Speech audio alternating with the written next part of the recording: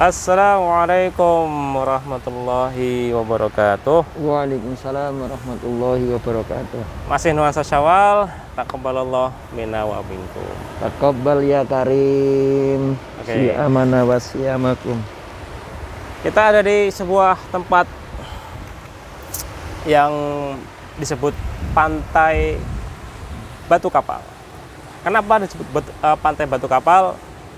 Coba disorot di sana tuh. Oh, kamera. Tampak banyak batu-batu dan di situ ada sebuah jajaran batu yang mirip dengan sebuah kapal, maka disebut Pantai Batu Kapal. Dan tentunya dengan Abah Lutfi yang sekarang kolam lelenya nambah 10. Insya Allah. Amin. Amin. Gimana Abah? Ada pesan-pesan untuk teman-teman kita di bulan Syawal ya, mengawali. Kalau secara umum saya sih mengajak untuk istiqomah. Istiqomah itu berat. Istiqomah karena memang Itu berat. perintahnya Allah itu wa'bud rabbaka hatta ya'tiyakal yakin. Beribadalah kepada Allah sampai datangnya kematian. Berarti istiqomah ya. Ya. Dan kematian itu datangnya tiba-tiba. Jangan bilang selamat tinggal Ramadan, tapi menjaga Ramadan sepanjang tahun. Wah, itu kuat luar biasa itu. Oke, mengawali bulan Syawal ini kan katanya disunahkan menikah. Dianjurkan. Waktu yang disunahkan ya. Ayat khuluha fi Syawal. Maka jangan heran kalau datang undangan dari teman-teman kalian yang jombloan, jomblowati, tiba-tiba ada undangan tapi kalian belum. Terus gimana? nekat nikah atau gimana ini? Ya, nekat. Jangan nekat karena kalau nekat nanti ada konsekuensinya dong berarti kan. Kita mau tanyakan ini. Gimana sih kalau seseorang jomblo nekat pengen menikah meskipun orang tuanya nggak merestui? Waduh. Udah pengen tapi belum merestui. Itu gimana? Kita mau tanyakan ya. Jadi pembahasan kita apa? Menikah tanpa restu gitu. Tanpa restu orang tua. Tanpa restu orang tua. Haruskah cintanya kandas di jalan? Di jalan kenangan. Baik, pemirsa Sangkir Kopi TV yang dirahmati Allah. Ini memang bulan Syawal itu Nabi Shallallahu Alaihi Wasallam menyebutkan salah satu sunnah nikah itu adalah ayyadkhuluha fis Syawal. Hendaklah menikah itu pada bulan Syawal. Nah, cuman tadi pertanyaannya masalah itu ya. Bagaimana kalau menikah tanpa restu orang tua? Ya. Nah, kalau saya nanti mencoba menjelaskan ada dua kalimat ini nanti dibedakan. Pertama izin, kedua restu. Beda. Agak beda. Agak beda. Walaupun mungkin agak sama juga. Tapi tinggal perspektif mana ini nanti kita lihat. Ya. Oke. Jadi ada restu, ada izin. Ya. Nah, kalau pengertian izin ini nanti kembalinya ke rukun nikah. Rukun nikah. Jadi kalau nikah itu kan ada 4 tuh rukunnya. Pertama itu ada wali. Ya. Kedua ada saksi. Ketiga ada ijab qabul. Keempat mahar. Nah, kalau restu yang dimaksudkan itu izin wali. Maka kalau ada orang menikah tanpa wali, itu nanti nikahnya tidak sah. Ya. Ini bagi perempuan atau laki-laki? Ya tentu yang harus diharuskan pakai wali itu yang perempuan. Ya. Jadi kalau ada seorang wanita nikah tanpa izin wali atau tidak direstui oleh wali dalam tanda kutip tadi izin tadi, maka pernikahannya tidak sah. Tidak sah. Tuh, sampai derajat tidak sah ya? Tidak sah, iya. Hati-hati loh. Tapi berarti nggak boleh main nekat-nekat aja itu. Jangan main nekat. Nah ini kaitannya dengan apa? Izin tadi. Makanya nanti kan ada izin wali itu kan ada wali nasab, ada wali hakim. Ya. Jadi kalau yang tanpa restu tadi ini mestinya adalah pernikahan karena tidak diizinkan oleh Orang tua. wali nasab. Gitu Wali wali nasab ya. Nah, kecuali nanti kalau ada masalah baru dibawa ke hakim. Apakah memang tidak mengizinkannya orang tua ini beralasan atau tidak beralasan, nanti diputuskan oleh hakim. Kalau memang ternyata katakanlah tidak mengizinkannya itu karena sesuatu hal yang tidak masro, mungkin nanti bisa diambil alih oleh Oh, pengadilan. gitu. Bisa begitu ya? Bisa. Kalau misalnya ada dua orang yang saling mencintai, bapaknya nggak mengizinkan, pihak wali perempuan ini, kenapa nggak mengizinkan? Kira-kira nih gengsi, hanya urusan gengsi, urusan harta yang kurang banyak misalnya. Nanti bisa dibawa ke pengadilan agama.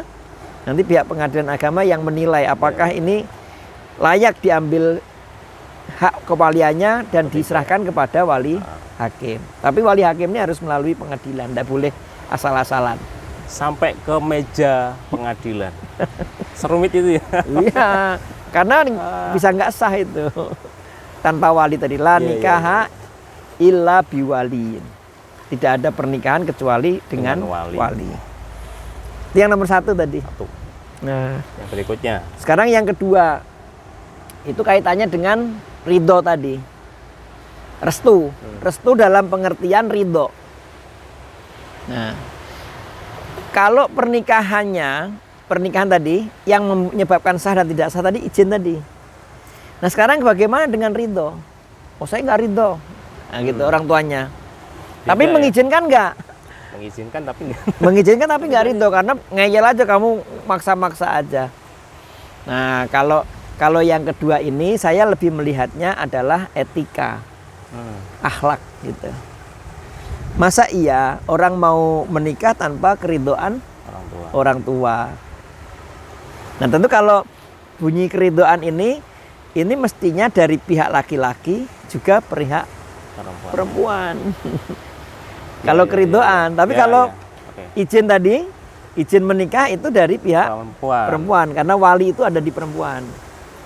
Gitu. Tapi kalau keridhaan itu ada di laki-laki, ada di Perempuan juga. perempuan. Jadi intinya pada poin ini antara izin dengan restu Mm-mm. itu memang ada garis tipis. Ya, ada Iya kan, perbedaan, ada kesamaannya ya. Jadi level restu itu lebih tinggi daripada sekedar izin. Cuma kalau perempuan memang wajib izin dulu. Mm-mm. Apakah diizinkan apa enggak. Tapi juga dibawa ke pengadilan tadi itu. Ya, kalau levelnya. persoalannya sesuatu yang tidak masro bisa dibawa ke pengadilan. Kalau restu tadi itu katanya ridho Allah itu juga tergantung ridho orang tua kan? Ya, makanya yang kedua ini kaitannya dengan akhlak. Nah, Akhlak tuh begini. Orang nikah itu kan mau mengarungi perjalanan panjang itu, Bang. Jadi kalau seseorang mengazamkan atau udah meniatkan nikah itu berarti dunia akhirat. ya perjalanan panjang. Kalau bisa berakhir itu karena ajal. Gitu. Berakhirnya itu karena ajal, bukan karena main-main gitu. Coba-coba ya, main-main, coba-coba. Tapi memang betul-betul waktu yang panjang. Nah, waktu yang panjang ini pasti kayak gelombang itu dia. Terus ada pasangnya, ada surutnya gitu. Ini pas gerhana bulan nanti malam, lihat ombaknya tuh. Sangat tinggi ya. Ombaknya mulai naik. Nah, gitu. Jadi Kayak rumah gitu tangga ya. itu kan tidak selamanya mulus tuh, Bang. Bisa sampai membuat batu-batunya Tenggelam. atau terguling ke sini, Nah, terbawa gitu. arus. Jadi kalau bagaimana kita mau menjalani hidup rumah tangga yang Penuh ombak sakinah mawaddah warahmah tanpa restu orang tua. orang tua? Berat. Ya tentu berat. Makanya saya menyarankan kepada para calon mempelai, tentu kalau memang mau menikah itu harus mendapatkan restu dari orang tua. Gitu. Walaupun kalau bicara restu ini tadi boleh jadi itu hanya keridhaan dalam konteks akhlak, ada kaitannya dengan izin tadi. Kalau izin ini wajib, nggak bisa. Bagi wanita harus mendapatkan izin dari walinya. Ya. Cuma kan fenomena anak muda Mau lari-lari aja gitu. Lari, kawin lari ya Oh. istilah. Bukan kawin lari ya, kawin tanpa izin orang tua. Karena kalau kawin lari nanti pengertiannya agak ada beda iya. lagi. Ada beda lagi, ada Karena kalau di adat Lampung ada ya istilah adat. kawin lari. Ini ada yang kawan lari yang dalam tanda kutip negatif Ya, dari sisi tadi itu kabur, main nekat, main nekat. nggak pulang tahu-tahu udah nikah, nggak tahu sama siapa. Nah, jadi kalau yang restu tadi itu kan kalau kita menghadiri pernikahan itu kan ada doanya itu, Bang. Ya, Ada doa yang diajarkan Nabi Shallallahu Alaihi Wasallam itu. Kan Nabi mengajarkan kalau kamu mendatangi walimah nikah, doakan mempelai itu barokallahu laka wa baraka alaika wa jama'a bainakuma fil khair. Nah, jadi karena ini persoalan keridhaan orang tua ini penting karena nanti menjalani hidup itu ada waktunya kita susah, ada waktunya kita senang. ya.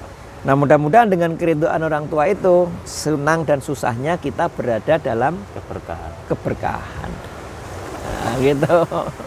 Makanya hati-hati ya, Bang. Kalau ada anak mau minta nikah, saya pengen nikah tapi tidak minta keridhaan orang tua. Oh, berat itu. Itu masuk level durhaka nggak sih? Ya, tergantung nanti kondisinya seperti apa, kedurhakaannya gitu.